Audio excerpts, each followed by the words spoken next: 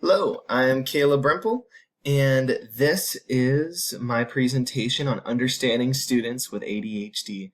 Oh my goodness. Hi, I'm Caleb Bremple, and this is my presentation on understanding students with ADHD. There are a lot of misconceptions in this area, and we're going to go over those together. First, what is ADHD? I will read this real quick and then we'll talk about it. It is a neurodevelopment disorder characterized by persistent patterns of inattention or hyperactive impulsivity. It is believed that there are 5 to 11% of school-age children that this affects. It's not about laziness or lack of intelligence. It is a neurodevelopment disorder.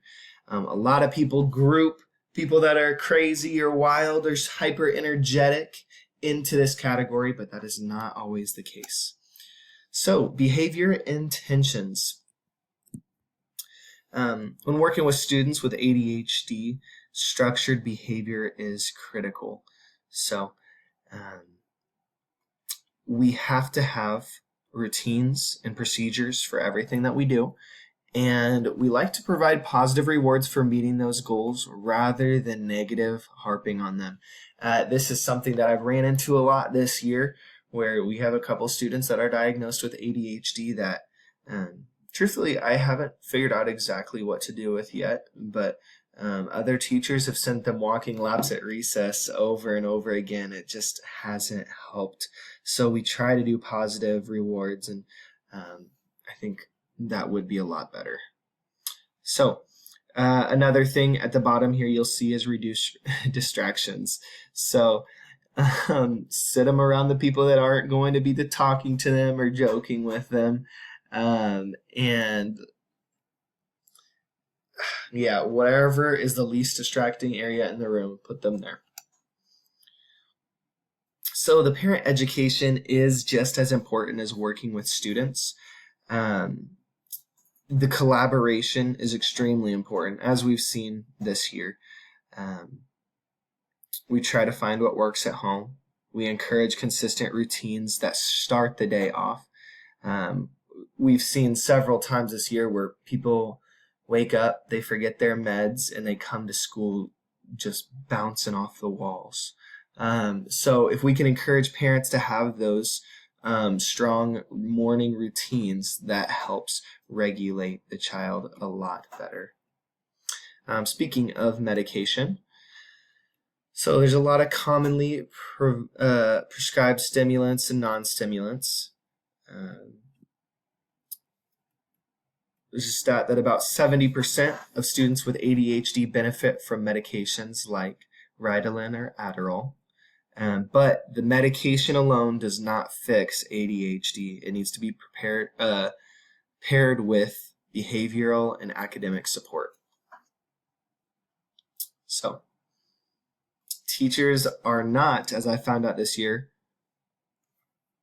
necessarily allowed to ask parents what prescriptions they are using. Must be managed by a healthcare provider here.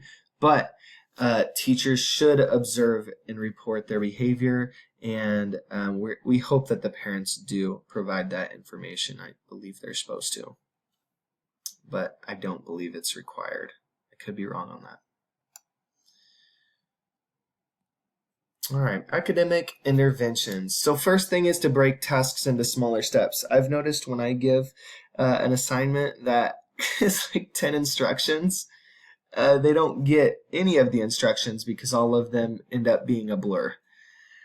So go one by one.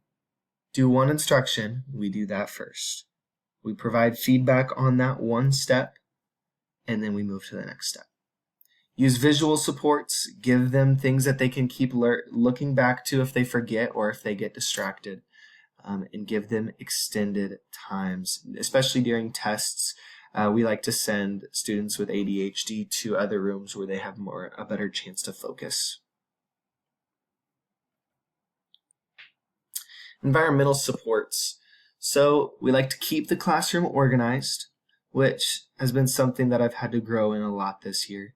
Use visuals for schedules and rules, and allow movement and breaks.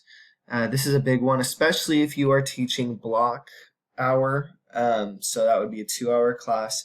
You can't expect them to sit through that. I teach a 1-hour class, and I do not expect them to sit through a full hour class. So we do brain breaks, allow them to move around, go get a drink, go to the bathroom, take a break, and use timers and alarms for that. That has helped immensely when they have a certain time that they know they can look forward to. This provides that structure and procedure that we have talked about in our previous slides.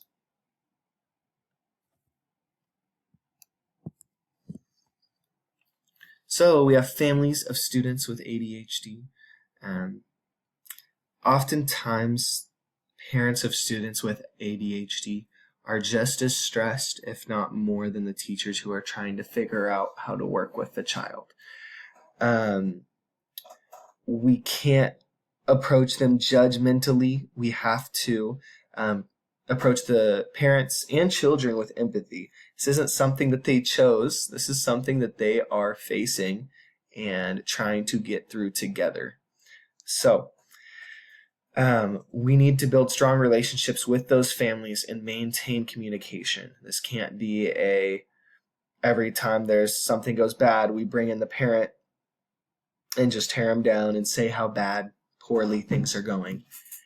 This is something that we constantly communicate with the parent on. How can we do best? What can we be doing better for your child? Have you seen anything that's working at home? It's really has to be a mutually beneficial relationship. We can share our strong points, what has been working for us, and as well as things that we think need to be avoided. Again, avoid placing the blame and support the family with resources and empathy. So all together, we know ADHD can impact every part of a student's life.